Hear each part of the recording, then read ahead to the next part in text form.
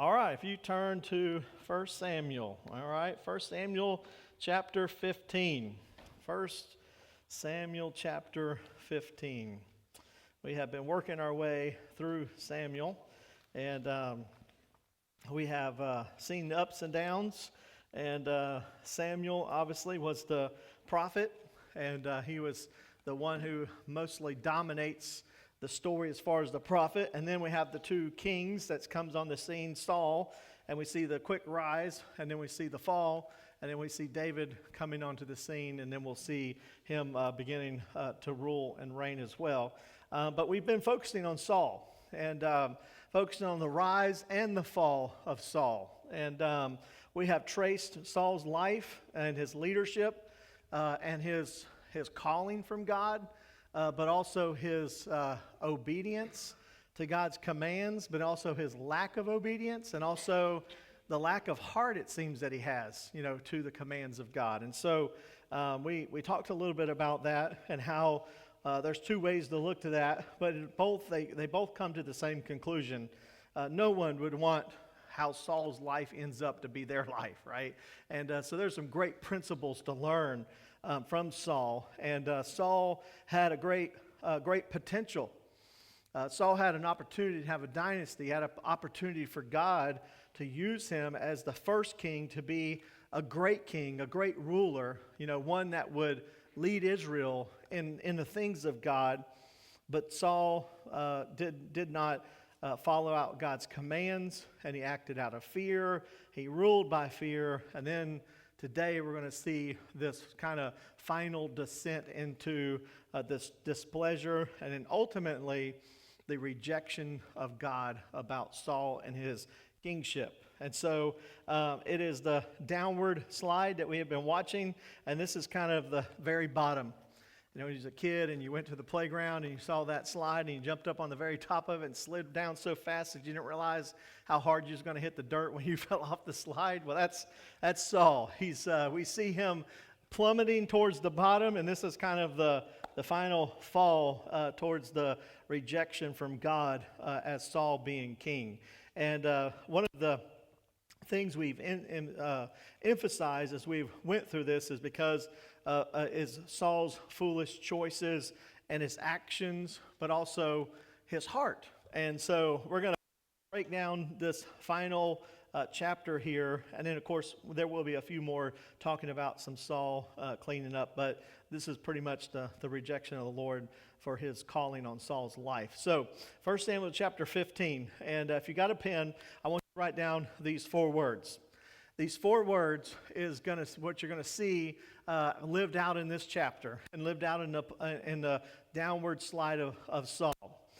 Disobedience, pride, self-deception, and complete rejection or rejection. So disobedience, pride, deception, and rejection. All right? Those are the 4 phases that I want you to see. And I want you to see these not just to look at Saul and say, oh, how terrible Saul is, all right?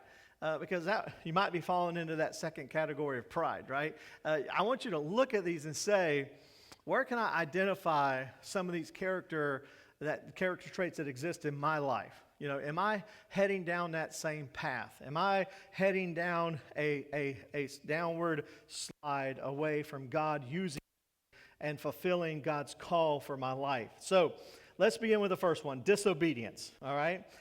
We begin with a step of disobedience. Disobedience many times is masked. You know how it's masked?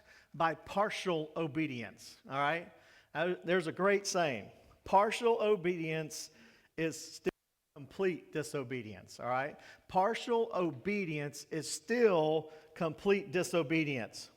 Sometimes we think, if we mix a little bit of obedience to God in something, right, that counts as obedience, right? I didn't do all that God asked me to do, but I did some of it, and that should please God somehow, right?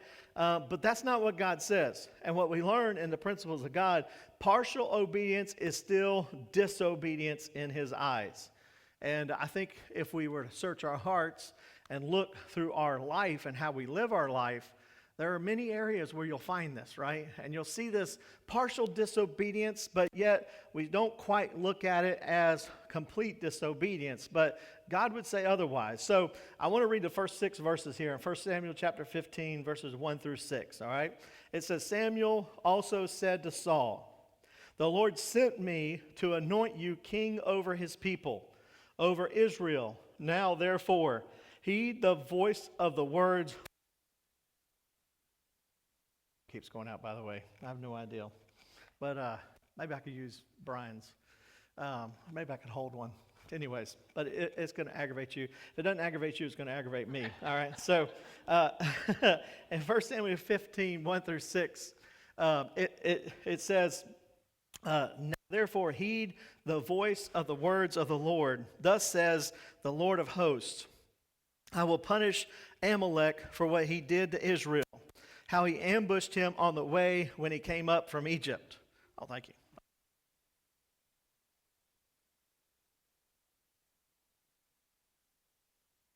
I could look like a real TV preacher up here. All right, I can have me a microphone, and all I got to do is darken my hair and get a book that I'm going to write and sell it to you. But anyways, so verse 2, ambushed him on the way when he came up from Egypt. Now go and attack Amalek and utterly destroy all that they have, and do not spare them, but kill both man and woman, infant and nursing child, ox and sheep, camel and donkey. So Saul gathered the people together and numbered them in Telaim, 200,000 foot soldiers and 10,000 men of Judah. And Saul came to a city of Amalek and lay in wait in the valley. Then Saul said to the Kenites, go, depart, get down from among the Amalekites, lest I destroy you with them. For you showed kindness to all the children of Israel when they came up out of Egypt. So the Kenites departed from among the Amalekites. Now first, I'm sure as we unpack this, you have the question. Why would God tell him to destroy all the people, including the women and the children and all the livestock? And it is a difficult thing to try to understand. And you might say, well, how is that possibly right? Well, let me give you some principles. First, you have to realize and submit to an understanding that God is the righteous judge, right? So when we use our judgment compared to God's judgment, we realize ours is not as complete as God's judgment, right? And his judgment is based on the full knowledge, right? Because God is all-knowing. We do not know all things, right? But God knows all things. We are not holy, but God is holy in all things, right? And we are not merciful, but we know that God is all merciful. And when we see God make a judgment, we must trust God and his commands and actions. And when we see commands that come from God that we may not understand or that we may not quite would think, why would he do it this way? We must always realize that God is always just in his actions. He is a just God, and this is a unique time in Old Testament history that God chose to bring his judgment here on earth. And he chose to do this through the sin of these Amalekites. And he was using the nation of Israel to be an instrument of his judgment. And so for us, as we look to this, we must see that this is God's command, and it must not be disobeyed. We may not understand it. You may not be able to explain it, but we have to trust in God, and we have to know that he is righteous. And also, we must know how God dealt with us, right? And if God deals with you, and he has dealt with others, and we see how God has given his son throughout the complete redemption of the plan of redemption, we see that we know that he is a holy and a righteous judge. And so we don't sit in judgment of God, right? It is God who is the righteous judge, and we must submit and maybe even say, as Isaiah said, for God's ways are not our ways, and his ways are so much higher than our ways, right? And we must commit it to the Lord and just say, well, this is what God commanded. He had a reason and a purpose in him that I may not understand, but I know that God is righteous and he is true and he is a righteous judge. And God's commands are not always easy. And sometimes they're difficult. even in our own lives today. You know, when Jesus told his disciples, he said in Matthew 16:24, he says, if anyone come after me, he must deny himself, take up his cross, and follow me. See that? We must deny our own understanding, our own judgment, and our own ways to take up a cross and follow after him. And you see, these commands and this obedience to the Lord is not just for partial obedience, but they must be fully obeyed. Now, carry on the story. Look at verse 7. It says, and Saul attacked the Amalekites from Havilah all the way to Shur, which is east of Egypt. He also took Agag, king of the Amalekites, alive, and utterly destroyed all the people with the edge of the sword. But Saul and the people spared Agag, and the best of the sheep and the oxen, the fatlings, the lambs, and all that was good, and were unwilling to utterly destroy all of them, but everything despised and worthless they utterly destroyed. So here is the command of God to destroy everything. And now Saul takes it into his hands to decide that he's going to destroy everything that he doesn't like, right?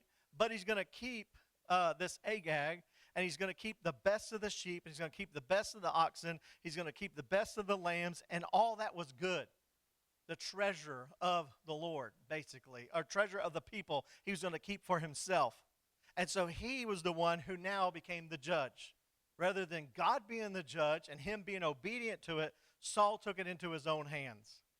And this is the warning that we have when we try to take judgment into our own hands, right? When we try to decide and we try to discern what true justice is according to us. Now, Saul possibly or most likely was not doing this for justice.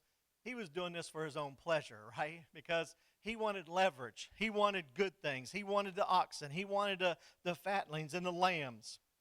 And so he didn't do all that God told him to do. He just did a partial obedience to what God had wanted him to do.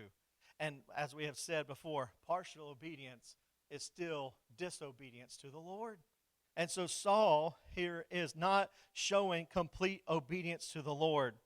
And God's commands are to be fully obeyed, which as we see this in his life, we realize he did not do that. In Psalm 119, verses 4 through 5, it says, you have laid down precepts that are to be fully obeyed. Oh, that my ways were steadfast in obeying your decrees. So you see that? They're to be fully obeyed. And so as we look to this first step in downward spiral, we got to ask the question, where are we disobedient to the Lord? You know, sometimes the Lord commands us to forgive someone, and we don't forgive them because we take our own standard and apply the standard for forgiveness, right? And we say, well, I'm going to forgive them if they do this, this, and this, right? Well, you know what you just did? You took the judgment of the Lord and you just took it into your own hands, right? And also in our life, when we say, well, you know, I will obey God with this, but, you know, this right here, and we try to compromise. And we try to compromise our way through it. And I said this when we first started. The glaring example that you continually see out of Saul is his disobedience because he compromises God's truth. He always does. He's been a compromiser from the very beginning. And for us as Christians, when we begin to compromise, then we begin to take things in our own hands, and then we begin to deliver our own judgment according to ourselves. And so what happens after we do this, instead of submitting to the Lord and obeying his commands, we elevate ourselves in pride. That's the step number 2, right? So we're disobedient to God, but then we elevate ourselves. Now Proverbs 16:18 says, pride goes before destruction, and a haughty spirit before a fall, right? So we know pride is not good. But when we take disobedience and we take things in our own hand, we begin to replace God. And in our pride, we elevate ourselves to a position where we should not be. And as we see this over and over and over again in Saul's life. And when we do this, it is not good because we grieve God because we will fall into sin. And when we fall into our own pride, then we do things our own way, and we eventually get to where we think we know more than God. And rather than submitting to him, we elevate ourselves to a position that we never rightfully could earn. And so pride always leads to sin, right? It always leads to more sin. So you see this disobedience, and then you see this pride, and they go hand in hand, and it leads us to more sin. And as Samuel goes out to find Saul here in the scriptures, we realize that he is out there trying to build his own statues, right? He is building his own memorials. And if you read here in verses 8, let's begin back in verse 8 real quick. I don't think I actually put that one in the screen for you. But actually verse 10, sorry. So if you go back to 1 Samuel 15, verse 10, you'll see where we pick this up. And we'll see his pride here for a second. It says, "Now the word of the Lord came to Samuel, saying, I greatly regret that I have set up Saul as king, for he has turned back from following me, and has not performed my commandments. And it grieved Samuel, and he cried out to the Lord all night. So when Samuel rose early in the morning to meet Saul, it was told Samuel, saying, Saul went to Carmel, and indeed he set up a monument for himself. And he has gone on a ground, passed by, and down to Gilgal. Then Samuel went to Saul, and Saul said to him, Blessed are you of the Lord. I have performed the commandment of the Lord." You see this? So what does he do now? He is out setting up a statue of himself, a memorial of himself. He is not saying how great God is. He's saying, look how great I am, right?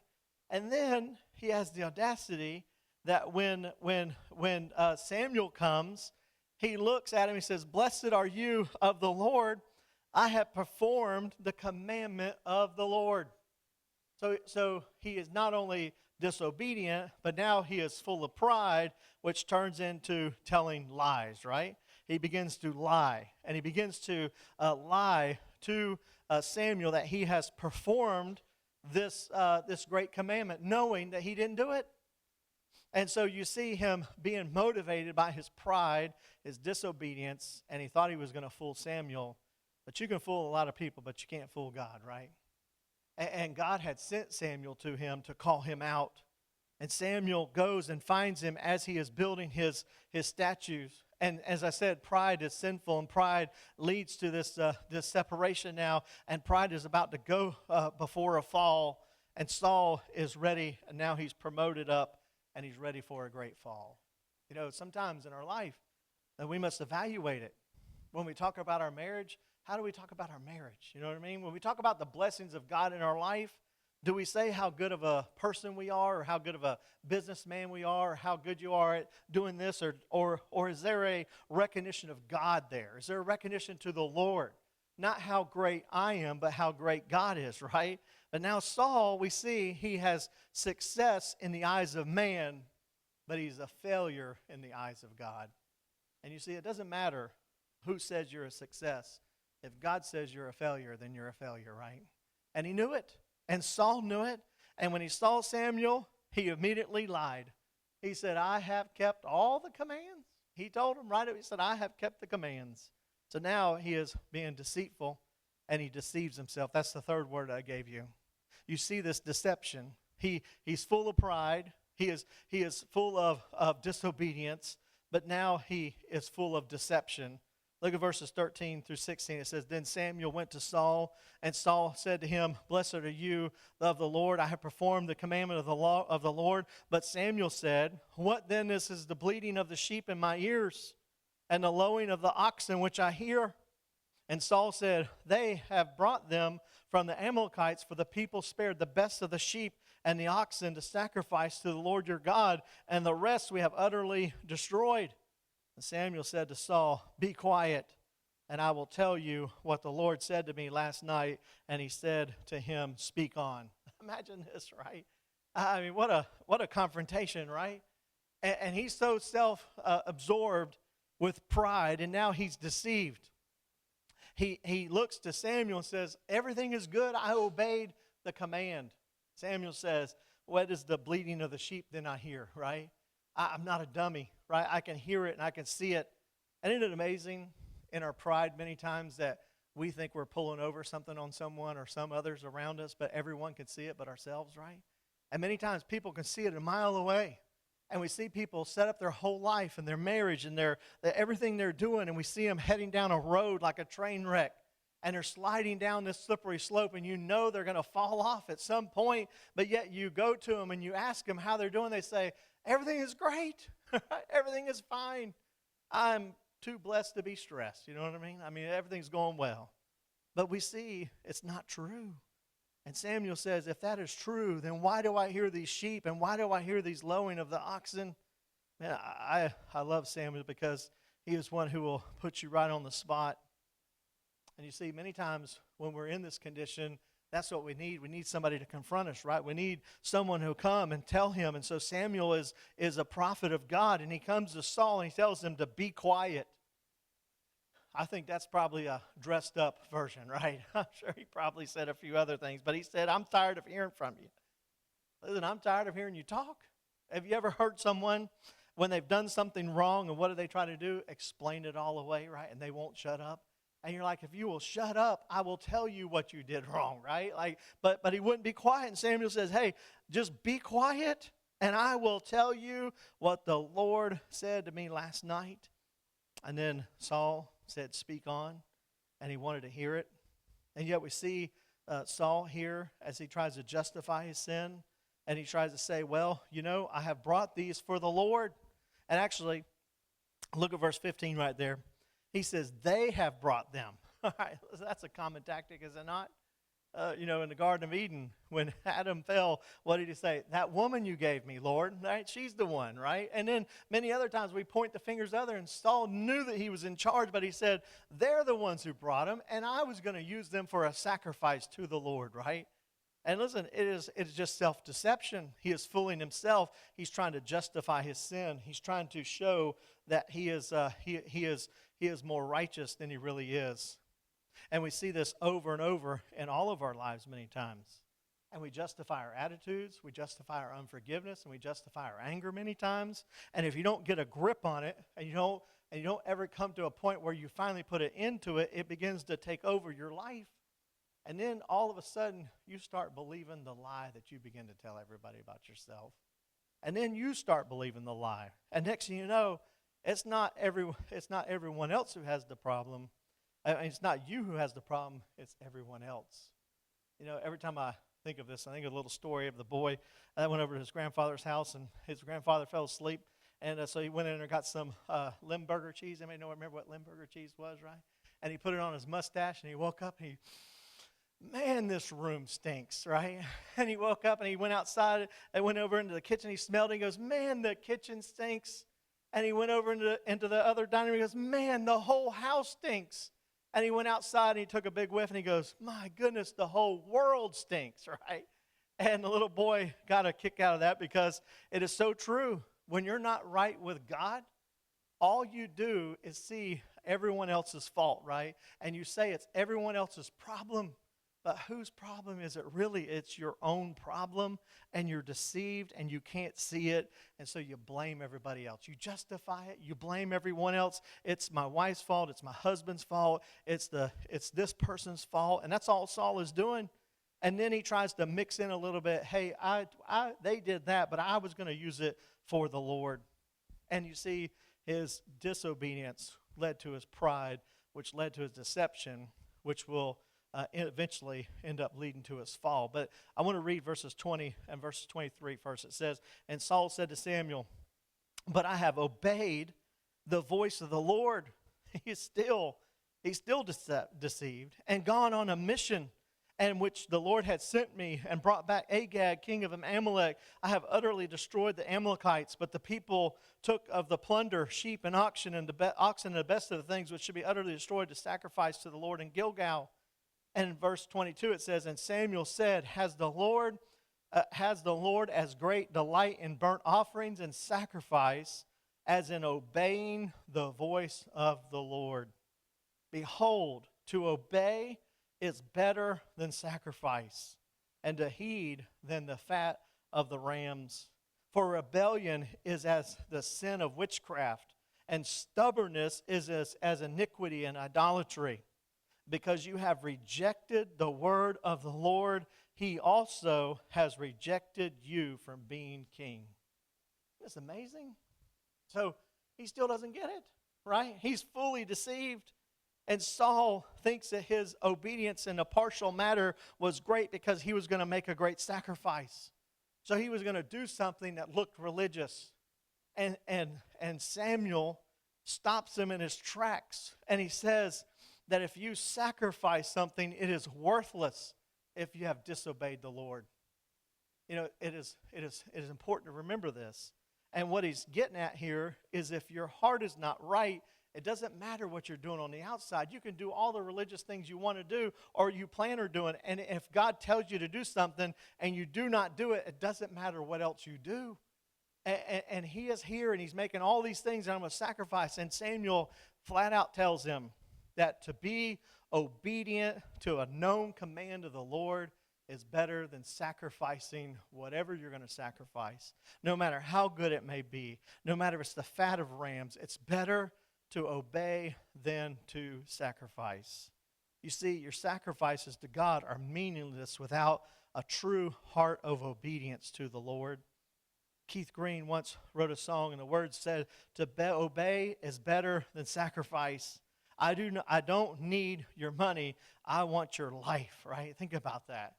You know, so many times we think that if we could just do something in a way to please God and we hide something else from him, that God would accept it. But we see here Samuel saying, no, that is not true. When you reject God's word or a command in your life, you are rebelling against God. He has some strong words here too. He said that's worse than witchcraft, right?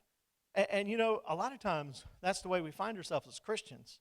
And a lot of times as Christians, you know, we know the word, but we don't live the word, right?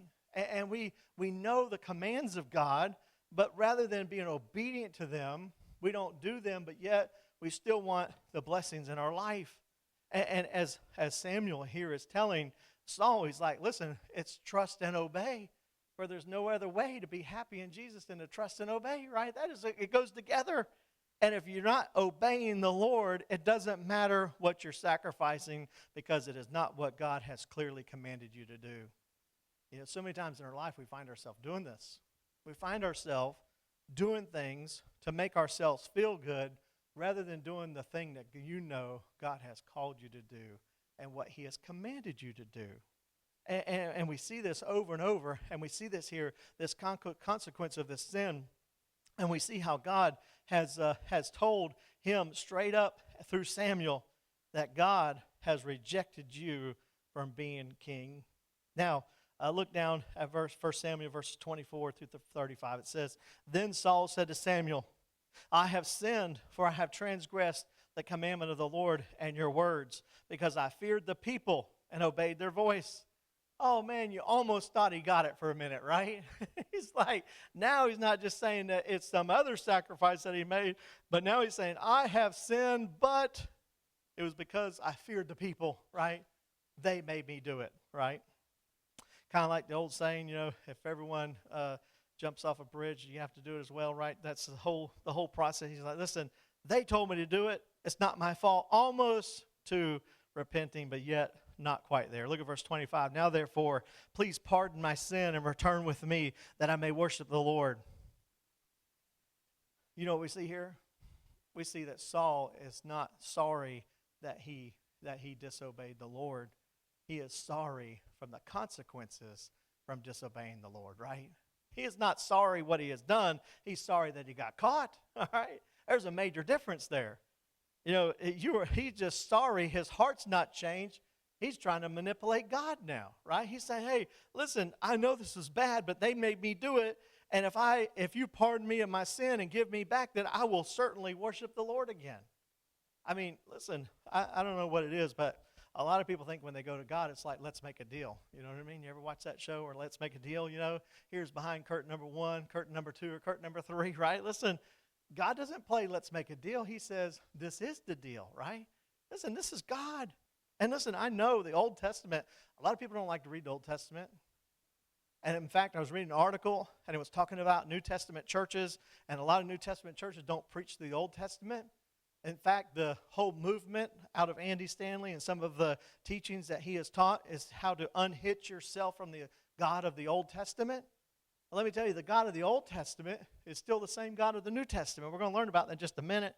But listen, what he says here, he says from Samuel, he tells to Saul, he says, listen, I don't care what you've done, and you think you can fool me, but look at verse 26. But Samuel said to Saul, I will not return with you, for you have rejected the word of the Lord, and the Lord has rejected you from being king over Israel. And as Samuel turned around to go away, Saul seized the edge of his robe, and it tore. So Samuel said to him, the Lord has torn the kingdom of Israel from you today, and has given it to a neighbor of yours who is better than you. And we know who that's going to be, right? That's going to be David. And verse 29, and also the strength of Israel will not lie or relent, for he is not a man that he should relent. Then he said, I have sinned, yet honor me now, please, before the elders of my people and before Israel, and return with me that I may worship the Lord your God. Do you know what he's saying? I have a reputation to uphold, right? Don't tell the people, I'll lose my position. So now that he blamed it on the people, he's blamed it on the conditions, he blamed it on a sacrifice, and now he's saying, hey, can you spare me a little bit here so I can keep my position? He's not worried about honoring the Lord. What is he worried about? His position now. He's saying, I want to keep my position. Do me a favor and at least honor me so that I can keep my position. But look, verse 31. Samuel's not one who could be bought. He said he turned back after Saul, and Saul worshiped the Lord. And then Samuel said, bring Agag, king of the Amalekites, here to me. So Agag came to him cautiously, and Agag said, surely the bitterness of his death is past. But Samuel said, as your sword has made women childless, so shall your mother be childless among women. And Samuel hacked Agag into pieces before the Lord in Gilgal. Whew, man. Samuel was a tough dude, right? I mean, think about this. He is executing the judgment of the Lord. And then Samuel went to Ramah, and Saul went up to his house, the Gibeah of Saul. And Samuel went no more to see Saul until the day of his death. Nevertheless, Samuel mourned for Saul, and the Lord regretted that he made Saul king over Israel. And you see this desperate act, but you realize, as Galatians 6, 7, and 8 tells us, do not be deceived. God cannot be mocked. What a man sows, for what a man reaps, he reaps what he sows. And you see this sinful part of his life, and he's going to reap this, and a man reaps what he sows, and God may forgive your sins, but there's still going to be consequences. However you see it, Saul had lost his position with the Lord. And we see this happening over and over again, and we see it in his life, and we see this final rejection from the Lord of Saul. And you see it all this way. And the story of Saul is sad and it's tragic because it's so unnecessary, right? When you think about it, God had sought Saul, and he had called Saul after the people had asked for him, and God raised him up and gave him every opportunity. Saul could have been a great story of someone who could have called and used the nation of Israel and glorified God. But because of his disobedience, and because of his pride, and because of his self-deception, and then ultimately because of his rejection of God in his life, that God said, you have rejected me, and now I reject you, right? And you see, this is so important to see this in the Bible. We see this even beginning through the first couple stories, and we even see with Cain and Abel. You see, Cain had rejected the Lord, and he rejected his ways. We see this with Pharaoh. Pharaoh had rejected God, then God rejected Pharaoh. You see, he's one who is reciprocal in these things, and when he's disobedient to the Lord and you continue down your path, the Lord will eventually, you'll have these consequences. And whatever you think the consequences of Saul was, but at minimum, we see a life that was wasted for the goodness of the Lord. It could have been good for the Lord. And it's a sad story, but it's a story we see many times in life, is it not? We see many people who go down this same path. And we see the many people who continue to do this thing, and rather than letting God lift them up, they lift themselves up. But a great verse, James 4:10, says that humble yourselves before the Lord, and he will lift you up. You see, the way up with God is down, right? And the way down is up. If you want to try to elevate yourself above God, you're going to go down. Think about the original sin that most See, the devil had committed that he wanted to be like God. And God says, you're never going to be like me. And he cast him away from his presence, and he cast him away, and he lowered him down. And listen, anytime you want to elevate yourself in pride above God and his commands in your life, you better take notice, because you're going to pay the consequences for that. And Samuel came to him and showed it to him plain and gave him every opportunity. But Saul had a heart that was full of self-deception, and he wouldn't, in his own pride, turn away from it, and he paid the price. And now we read about him, and we see him in this. And eventually we're going to see how his death comes about. And it's a sad story how his death comes about. And it's a sad story how the whole thing ends up going down. So this is the example we have for us, and it's just a challenge for us in our life, because we have a life to live, and we don't have to go down the same path. You know, I said this before. Dr. Lindsay at First Baptist Church in Jacksonville used to say, life is too short to make all the mistakes yourself, right? You can learn from others, right? They did some dumb things, and you don't have to do all the dumb things yourself. You could take their word for it, right? And you can see what happened in their life, and you can say, Lord, don't let that happen in my life. And so tonight, I encourage you, as you hear this story, as you leave this place, humble yourselves before the Lord. You know, David asked God to search his heart. Imagine that. Listen, it's one thing when you search your own heart. And by the way, isn't it amazing how you can see sin in everyone else, but it's always hard to see sin in your own life, right? And yet, think about this. David went to the Lord and said, search my heart, O Lord. Search my heart. See if there's any unclean way in me. And when was the last time you went before the Lord and just said, here, God, search my heart? Is there anything in me? Is there any pride? Is there any disobedience? Is there any self-deception in my life? Show it to me so I don't be disobedient to your word and your commands in my life. So that's our challenge tonight. Let's pray together, then we'll get to our prayer time. All right, let's pray.